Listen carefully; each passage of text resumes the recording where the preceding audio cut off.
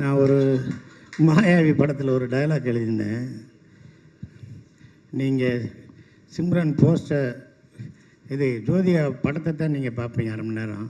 நான் சிம்ரன் போஸ்டரவே 2 மணி நேரம் பார்ப்பேன்னு. அது மாதிரி எங்கேயாவது போஸ்டர் இருந்தால் ஒத்து பார்த்துட்ருக்கேன்.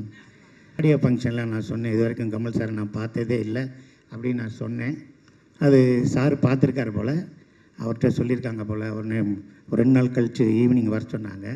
நான் 5 மணிக்கு யாரோ ஃபேக்காக ஃபோன் பண்ணுறாங்க, பொய் சொல்கிறாங்க அப்படின்னு நினைட்டு எனக்கு ஃபோன் பண்ணவருக்கே நான் ஃபோன் பண்ணி, ஏன் நான் உனக்கு என்னையா செஞ்சேன், எதுக்கே அவர் என்னை பார்க்கணுன்னு சொன்னார், ஏன் நீ சொல்கிறேன்னு. இல்லைன்னே உண்மையிலே பேசினேன்னு வாங்கினே, நீங்களும் வீடியோ காலில் வாங்கினேன், நான் கமல் சார் ஆஃபீஸில் தான் இருக்கேன், நீங்கள் பாருங்கண்ணே அப்படின்னாரு.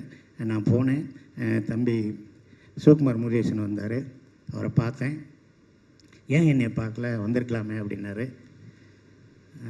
அப்போ ஸ்ருதிஹாசன் அந்த மேடம் வந்திருந்தாங்க. அவங்ககிட்ட கூப்பிட்டு சொன்னார், என்னோடய பிஆர்ஓ சிங்கப்புலி அப்படின்னு அவர் என்னை சொன்னார். எனக்கு ரொம்ப சந்தோஷமாக இருக்குது.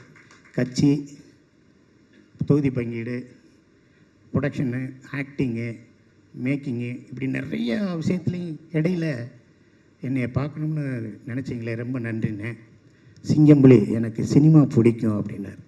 சூப்பர். சிங்கம்புலி எனக்கு சினிமா பிடிக்கும் அப்படின்னாரு. நிறைய விஷயங்கள் பேசினார்.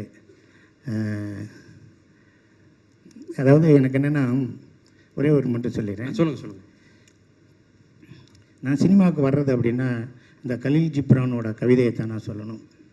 ஒரு ஆறு மழையாக பெஞ்சிச்சு, அந்த ஆறு போய்கிட்டே இருக்குது. எல்லோரும் என்னை சொல்கிறாங்க, நீ சினிமாவுக்கு போகிற, அங்கே கெட்டதெல்லாம் பக்கத்தில் இருக்கும், நீ சினிமாவுக்கு போகிறேன்னு.